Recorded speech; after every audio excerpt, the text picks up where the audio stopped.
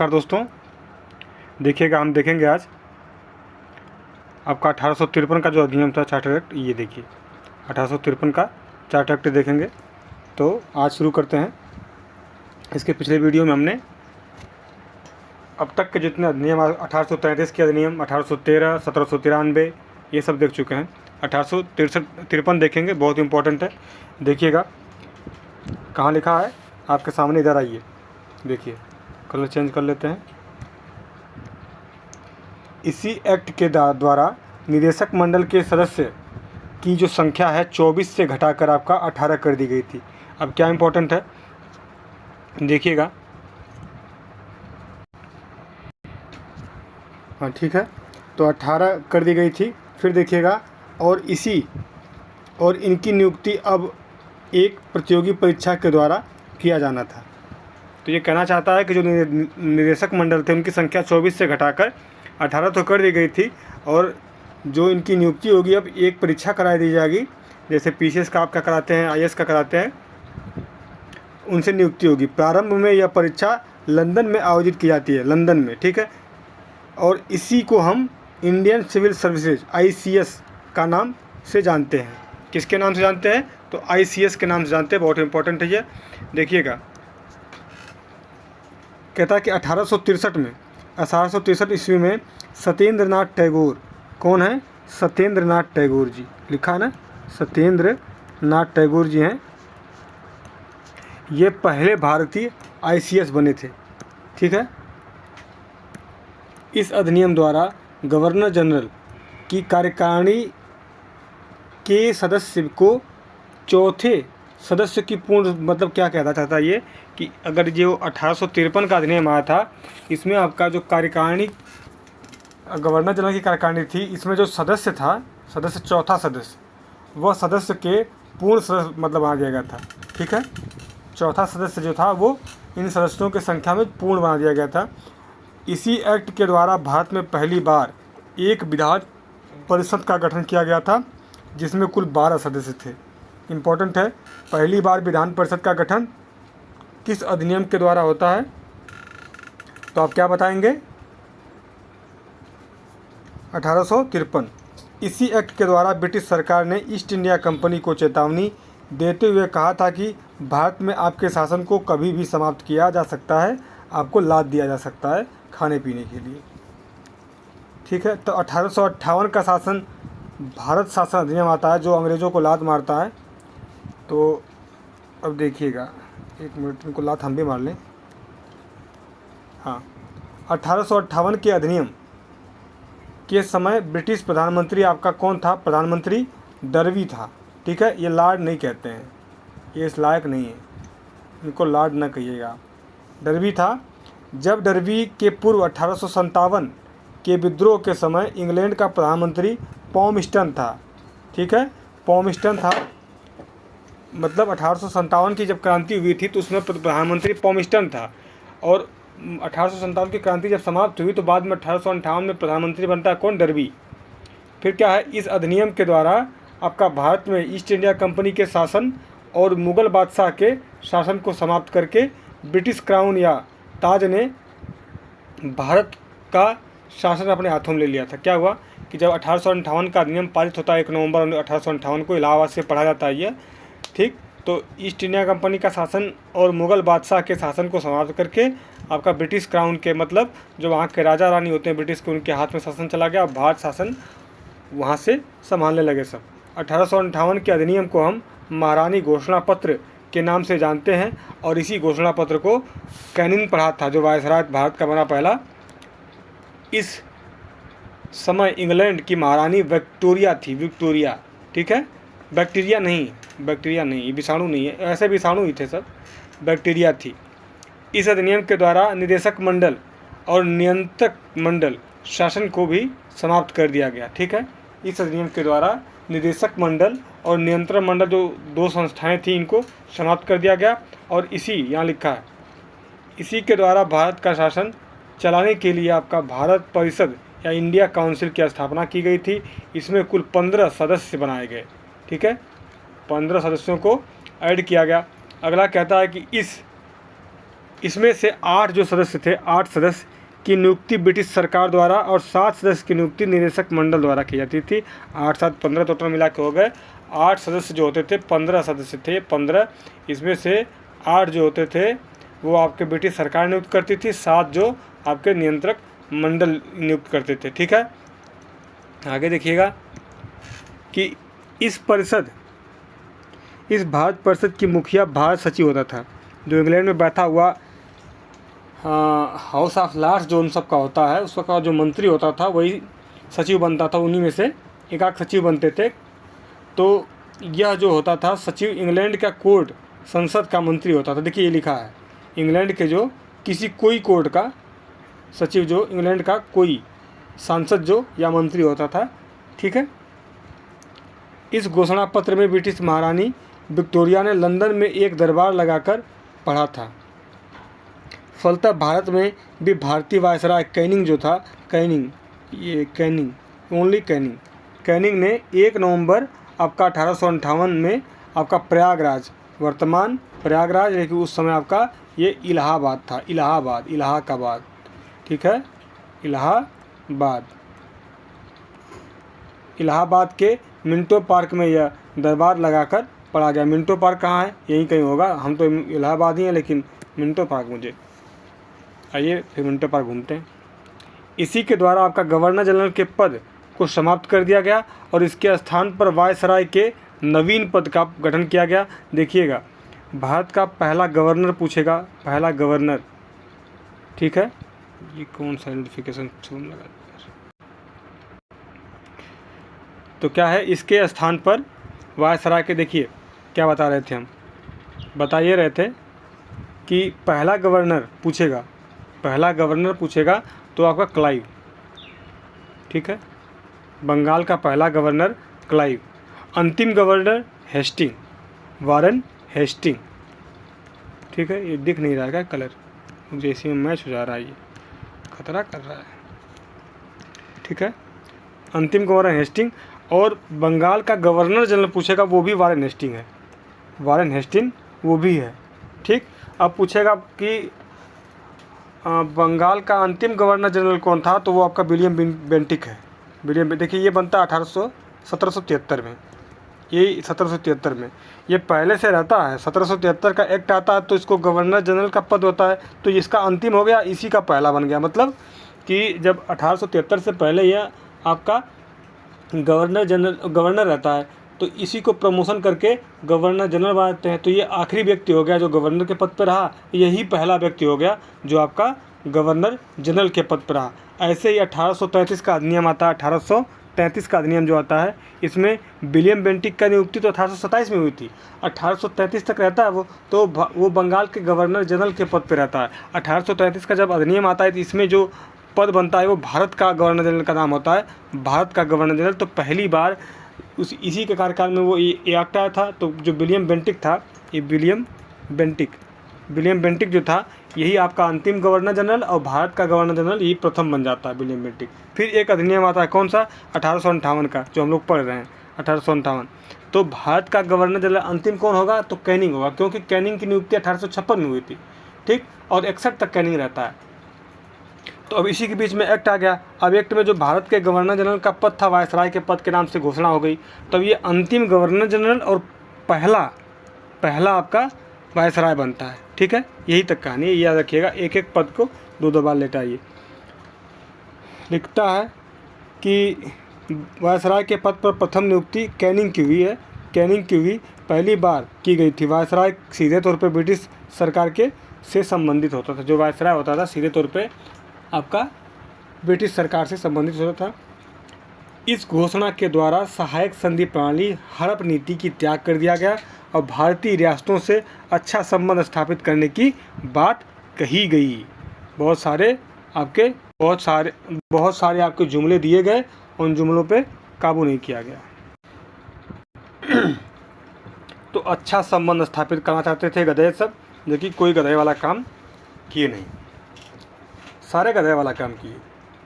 इसी के द्वारा भारतीय संस्कृति और धर्म में छेड़छाड़ न करने की बात की गई, लेकिन सालों ने उसको सबसे ज़्यादा किया। जो मना किया वही किया।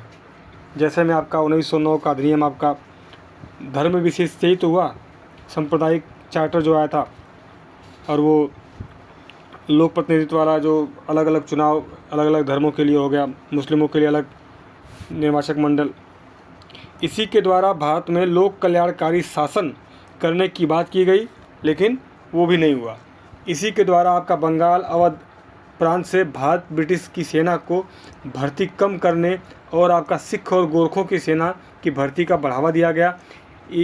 इस अधिनियम के पूर्व भारत की ब्रिटिश सेना में भारतीयों की और अंग्रेजियों का अनुपात 5:1 था, जो घटाकर 2:1 कर दिया गया था। मतलब कि अगर 5 सैनिक आपके इंडियन होते थे तो उस पर 1 सैनिक ब्रिटिश का होता था। जब ये 1857 की क्रांति होती है तो जो इंडिया के सैनिक थे इतना इनको लथेड़ के धोते हैं, मतलब झुका झुका के, कि ये सब डर गए कि दोबारा क्रांति होगी तो हमको बुरिया बिस्तर बांध के भागना पड़ेगा। तो इन्होंने क्या किया, सेना की संख्या में कटौती कर दी। कटौती क्या की कि अब जो ये लिखा है दो जो सैनिक होंगे वो ब्रिटिश के होंगे, अरे इंडियन होंगे, तो 1 सैनिक उस पर ब्रिटिश का होगा, ऐसा था। ठीक है, आगे देखते हैं। अब लिखा है कि अब तोपखाना विभाग भारतीयों के हाथ से छीन लिया गया था। कौन सा तोप का गोला किसके ऊपर जाके गिर जाए ये ब्रिटिशों को पता चल गया था। अब देखिए इसी पे क्वेश्चन बनेगा मेंस का। क्वेश्चन कहता है कि महारानी का घोषणा पत्र क्या था, इसकी प्रमुख विशेषताओं का वर्णन करें। अब इसकी घोषणा पत्र के लिए आपको वर्णन करना पड़ेगा और इसका आंसर लिख के जो टेलीग्राम लिंक में आपका डिस्क्रिप्शन बॉक्स में टेलीग्राम लिंक दिया गया उसमें आप अपना क्वेश्चन पोस्ट कर सकते हैं। ठीक है, आगे देखते हैं। 1861 का भारत परिषद अधिनियम देखिएगा।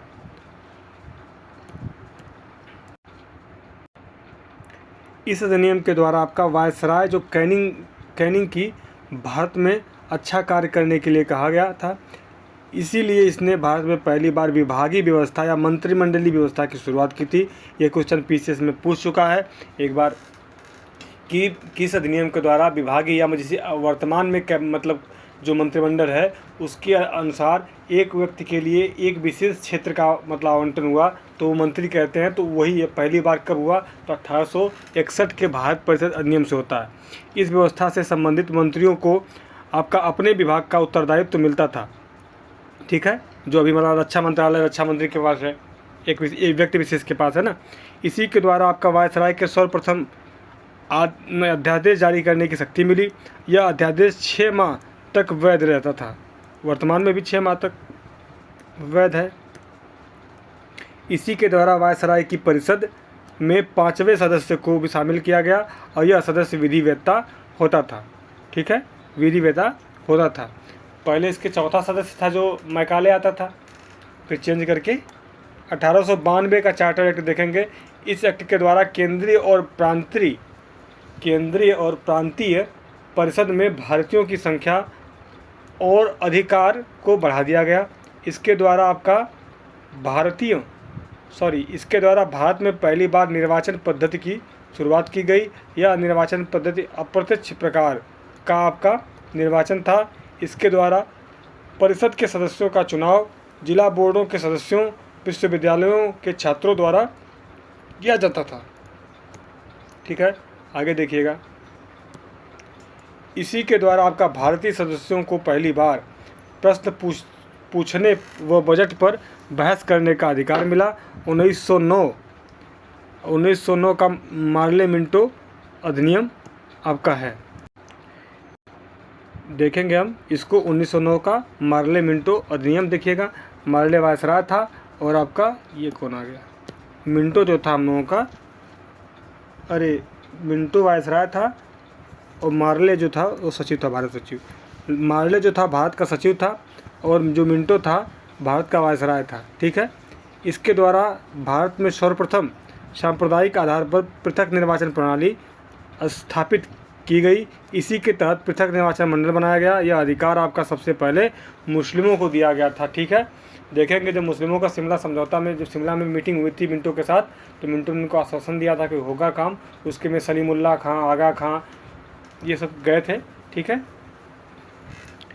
इसी एक्ट के द्वारा आपका इंग्लैंड में स्थित भारत परिषद में पहली बार के.सी. गुप्ता, सैयद हुसैन बिलग्रामी नामक 2 सदस्यों को शामिल किया गया था। ठीक है, लिखा है कि इसी के द्वारा भारत में स्थित वायसराय की कार्यकारिणी में सर्वप्रथम SP सिन्हा, सत्येंद्र प्रसाद सिन्हा को शामिल किया गया था। इसके बाद आता आपका 1919 का भारत सरकार अधिनियम। हमें देखिए, इसे हम मॉन्टेग्यू चेम्सफोर्ड सुधार अधिनियम के नाम से जानते हैं, बहुत इंपॉर्टेंट है।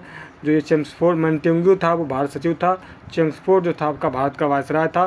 चेम्सफोर्ड का कार्यकाल 1916 से लेके 1921 तक है, क्योंकि 1921 में आया था रीडिंग 1921 से लेके 1926 तक रहता है। 26 के बाद आता है आपका इरविन, 1926 से लेके आपका 1931 तक इरविन रहता है। इसके बाद आता है आपका मैकडोनाल्ड, 1931 से 36 रहता है। 36 से लेके फिर उसके बाद आपका 43 तक आपका लिन लिथगो रहता है, लिन लिथगो रहता है, ठीक है, लिन लिथगो रहता है। ऐसे ही है, याद करके आपको रखना चाहिए इसको। देखिएगा, भारत सचिव मॉन्टेग्यू ने वर्ष 1917 में ईस्वी में भारत के सुधारों के लिए एक घोषणा की, जिसे मॉन्टेग्यू घोषणा कहा जाता है, ठीक है। इसमें भारतीय को उत्तरदायी शासन देने की बात कही गई, ठीक है। यह उत्तरदायी शासन आपका एक नहीं बल्कि कई चरणों में भारतीयों को मिलना था, ठीक। तो क्या कहता है इसे, देखिए इसका मतलब क्या है कि इसमें भारतीयों को उत्तरदायी शासन देने की बात कही गई थी, ठीक है। यह उत्तरदायी शासन आपका एक नहीं बल्कि कई चरणों में भारतीयों को मिलना था। दूसरे चरण का शासन तभी मिलना था जब पहले चरण में भारतीय सकारात्मक प्रगति कर चुके हों, लेकिन इस प्रगति की समीक्षा ही लिखा ब्रिटिश सरकार को करनी थी, इसलिए यह भी आपका ब्रिटिश सरकार का मात्र झलावा था। झलावा, यही मैं बोला था आपको, सारे झलावे हैं। वर्ष 1918 ईस्वी में भारत सचिव जो मॉन्टेग्यू भारत आया था, भारतीय वायसराय और चेम्सफोर्ड से शिमला में मुलाकात करके 1918 में ही भारतीय सुधार को एक घोषणा की। इसे ही हम 1918 की मॉन्टेग्यू चेम्सफोर्ड घोषणा कहा गया। ये घोषणा 1919 के अधिनियम का आधार बनी, ठीक। इसी एक्ट के द्वारा पहली बार कमिश्नर के पद की स्थापना की गई और इसी के द्वारा आपका प्रांत में द्वैध शासन लागू किया गया, ठीक। अब देखेंगे द्वैध शासन के जनक। ये जो लियोनल कार्टिस है, इसकी पुस्तक है द्वारकी में द्वैध शासन का सिद्धांत दिया गया है। इस सिद्धांत के द्वारा प्रांतीय विषयों को हस्तांतरित आरक्षित विषयों में रखा जाएगा, ठीक है। जो इस शासन में आपका द्वैध शासन जो प्रांतीय विषय हैं को हस्तांतरित प्लस आपका आरक्षित विषयों में रखा जाएगा। आरक्षित विषयों के अंतर्गत महत्वपूर्ण विषय रखे गए हैं, जैसे में न्याय है, पुलिस है, वित्त है, ये सब आपके आरक्षित विषयों के अंतर्गत आते हैं। देखिएगा, जबकि हस्तांतरित विषयों के तहत आपका शिक्षा, स्वास्थ्य जैसे विषयों को रखा गया। आरक्षित विषयों पर आपका शासन करने का अधिकार, आरक्षित विषयों पर शासन करने का अधिकार वायसराय की कार्यकारिणी परिषद की आपको दी गई थी। आरक्षित विषयों पर अगर शासन करने का मतलब कोई कानून बनाने का, उसके तहत काम करने का अधिकार किसके पास था, तो वायसराय की कार्यकारिणी के पास था। जबकि हस्तांतरित विषय जो थी, इन पर शासन करने का अधिकार प्रांतीय परिषद के भारतीयों को प्राप्त थी, ठीक। अब देखेंगे, इसके तहत सांप्रदायिक आधार पर पृथक निर्वाचन प्रणाली को बढ़ाया गया। अब यह भारतीयों में सिखों को, ईसाइयों को और आंग्ल भारतीयों को मिल गया, ठीक। आगे लिखा है कि इसी के द्वारा आपका सर्वप्रथम महिलाओं को मताधिकार मिला, लेकिन मताधिकार काफ़ी सीमित था। किसके अनुसार मिला? 1919 के द्वारा मिला, चेम्सफोर्ड अधिनियम, ठीक है, मॉन्टेग्यू चेम्सफोर्ड। भारतीय पुरुषों को भी मताधिकार मिला था। इसमें निम्न आधार थे। क्या आधार थे? कि जिसकी आय 15,000 वार्षिक हो, मतलब एलिट क्लास का हो, जो ब्रिटिश सरकार को 10,000 वार्षिक कर रूप में देता था, जो इन सालों भिखमंगों को भीख देता था 10,000 रुपये, जो नवाब या शासक हो आपका, ठीक, जो नवाब हो या शासक हो आपका। उसके बाद आपका जिसको ब्रिटिश सरकार द्वारा उपाधियाँ मिली हों, ठीक, ये इतना आपका, इतने लोगों को आपका मताधिकार का मिला, पुरुषों को मताधिकार का अधिकार मिला था, ठीक। अब आते हैं 1935 का भारत परिषद अधिनियम। 1935 का भारत परिषद अधिनियम। ठीक ठीक ठीक। तो हम देखेंगे 1935 का भारत शासन अधिनियम। ठीक, सामान्य परिचय इसका है आपका 1935 का भारत शासन अधिनियम अब तक का सबसे बड़ा अधिनियम था यह। इसमें आपके 14 भाग, 321 अनुच्छेद और 10 अनुसूचियाँ थी। देखिए इतना भारी भरकम ये संविधान, आप सोचिए कि एक संविधान के बराबर ये दस्तावेज आया था, ये आपका अधिनियम आया था। और ये अधिनियम इतना प्रभावी हुआ आपका कि आप सोचिए कि हमने अपने संविधान में इनको डिट्टो और कुछ चीज़ें तो डिट्टो मतलब कि हूबहू कॉपी करके रखा है, और उनको कुछ संशोधन करके अपने में कॉपी करके रखा है। ठीक है, इस अधिनियम जो यह अधिनियम था अपनी मूल प्रस्तावना नहीं थी। ठीक है, इसमें वर्ष 1919 के भारत शासन अधिनियम का प्रस्तावना को जोड़ा गया था, और इस अधिनियम के प्रमुख आधार निम्नलिखित हैं। कौन कौन से आधार हैं देखिएगा, ये बहुत इंपॉर्टेंट है, इससे पूछता है।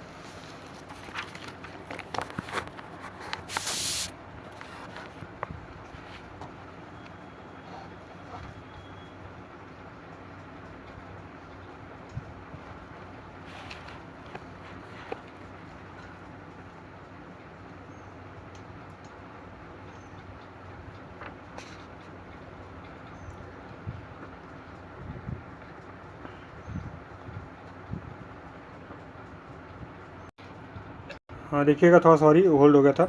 देखिए कि 1935 के अधिनियम का आधार है, 1935 के अधिनियम का। देखिए इसके पिछले जो थोड़ा सा हमने ये छोड़ दिया है, मतलब कि कुछ फैक्ट, जैसे आपका जो 1919 का अधिनियम है उसमें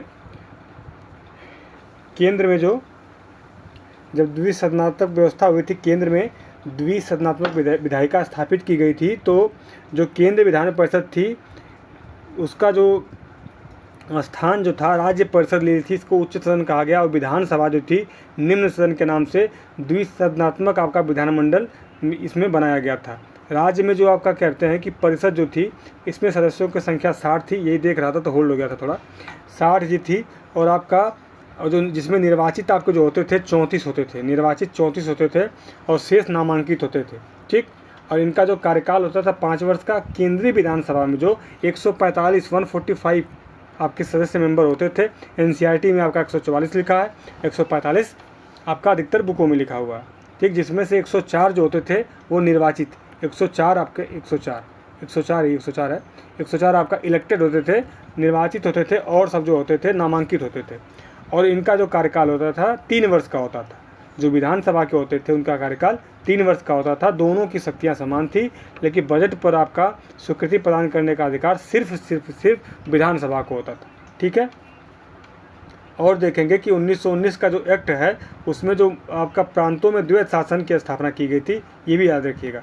इसमें क्या है कि प्रांतीय विषयों को 2 भागों में बांटा गया था। पहले केंद्र की जब देखिए जो दायरसी था, दायरकी सर्वप्रथम अपनी पुस्तक में लिखा था ना लियोनार्डिस ने।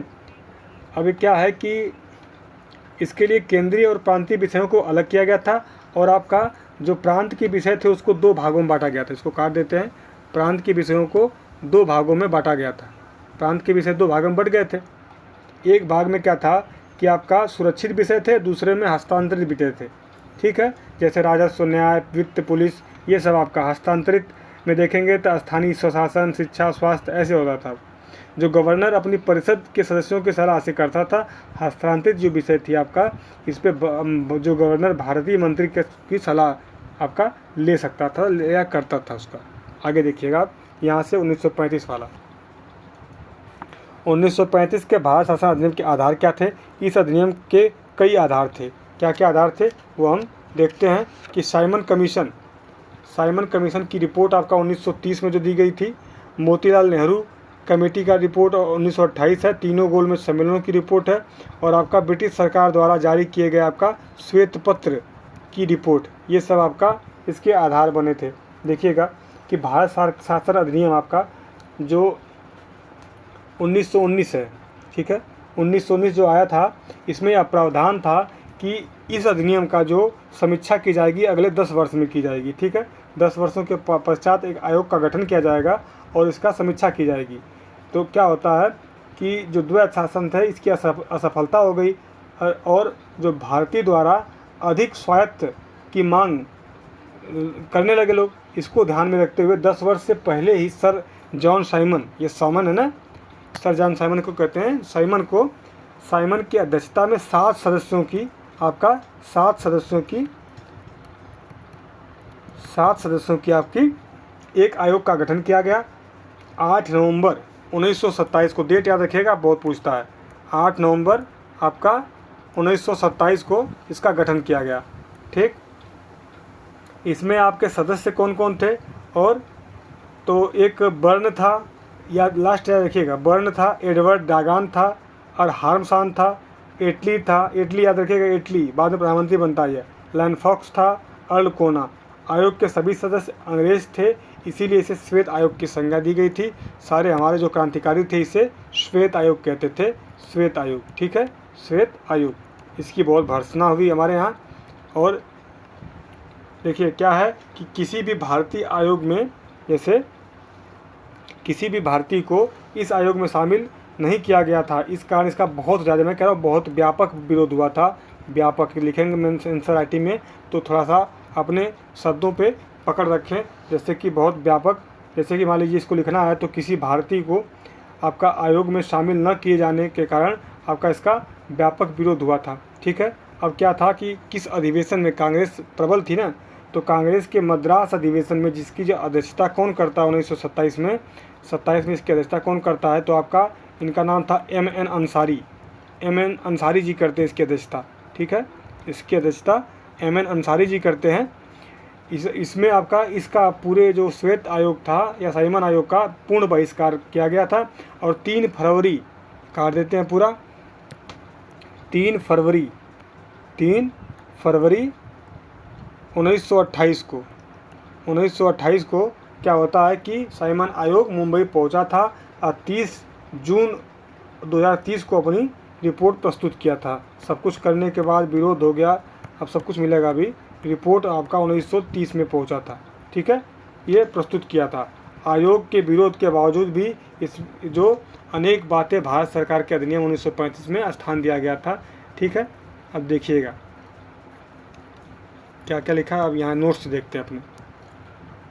ये उपयुक्त रिपोर्ट का विचार करने के लिए ब्रिटिश सरकार ने निम्नलिखितों के अधीन एक समिति बनाई। इसी समिति के द्वारा सौंपी गई रिपोर्ट के आधार पर एक विधेयक बनाकर ब्रिटिश संसद में पेश किया गया। इसी को कालांतर में 1935 का भारत शासन अधिनियम कहा गया, ठीक है। इसके प्रमुख प्रावधान निम्नलिखित है। देखिएगा भारत के शासन अधिनियम के प्रावधान कौन कौन से थे। इस अधिनियम में केंद्रीय सर्वोच्च न्यायालय, अखिल भारतीय संघ और आपका केंद्र में द्वैध शासन, प्रांतीय स्वायत्तता की स्थापना और आपका अन्य प्रावधान शामिल थे। केंद्रीय सर्वोच्च न्यायालय क्या है ये देखते हैं, हमारी कहाँ जा रहा है। क्या होता है कि इस अधिनियम के द्वारा आपका नई दिल्ली में एक अखिल भारतीय न्यायालय की स्थापना की गई थी आपका, जिसका मुख्य न्यायाधीश मॉरिस ग्वेर को बनाया गया था। इसमें सर्वप्रथम 2 भारतीय सहायक न्यायाधीश नियुक्त की गई थी। कौन कौन थे, तो M.R. जकैब थे और आपका M.S. सुल्तान थे। जब जो 1773 में के एक्ट में आया था, 1774 में जो हमारा सुप्रीम कोर्ट की स्थापना हुई थी, तो उसमें कौन मुख्य न्यायाधीश था, तो एलिजा इम्पे था, ठीक है, एलिजा इम्पे था। याद रखिएगा, दोनों में अंतर है थोड़ा, ठीक, इम्पे था। आगे देखिएगा, इस सर्वोच्च न्यायालय ने 1 अक्टूबर 1937 से काम करना शुरू कर दिया था और अखिल भारतीय संघ इसी अधिनियम के द्वारा आपका सर्वप्रथम एक अखिल भारतीय संघ की योजना लाई गई। यह योजना आपका 11 ब्रिटिश भारतीय प्रांतों तथा तत्काल भारत में विद्यमान 6 कमिश्नरियों से मिलकर बनना था। क्या लिखा है ये? अखिल भारतीय जो संघ है आपका, इसी अधिनियम के द्वारा आपका सर्वप्रथम एक अखिल भारतीय संघ की योजना लाई गई थी और यह योजना आपका 11 ब्रिटिश भारतीय प्रांत थे तथा तत्कालीन में जो भारत में विद्यमान 6 कमिश्नरी प्रांत थे, इनसे मिलकर बनना था। इसमें आपका रियासत के ऊपर यह निर्भर करता था कि वे संघ में शामिल हो भी सकते हैं और नहीं भी हो सकते हैं। फलतः आपका क्या होता है, जब इस योजना का क्रियान्वयन करने की बात आपका आती है तब रियासतों ने इसमें शामिल होने से इनकार कर दिया। देखिए लिखा है यहाँ पे, रियासतों ने शामिल होने से इनकार कर दिया, फलतः यह योजना लागू नहीं हो पाई थी। केंद्र में द्वैध शासन देखिएगा, इस अधिनियम के द्वारा सर्वप्रथम केंद्र में द्वैध शासन को लागू किया गया और केंद्रीय विषयों को 3 भागों में बांट दिया गया। केंद्रीय सूची, संघ सूची, इसमें आपका 59 विषय, राज्य सूची में 54 विषय और अवशिष्ट सूची जिसे समवर्ती सूची कहते हैं आपका, इसमें 36 विषयों को शामिल किया गया। देखिए लिखा है कि इस अधिनियम के द्वारा 1919 में प्रांतों में लागू की गई द्वैध शासन व्यवस्था को समाप्त करके प्रांतीय स्वायत्तता दी गई थी। अन्य प्रावधान देखिएगा, इसी अधिनियम के द्वारा आपका सिंध और उड़ीसा नामक नवीन प्रांतों की स्थापना की गई और इसी के द्वारा आपका केंद्रीय रिजर्व बैंक RBI की स्थापना की बात की गई थी। इसी के द्वारा भारत से वर्मा को अलग करने की भी बात की गई थी। ठीक है।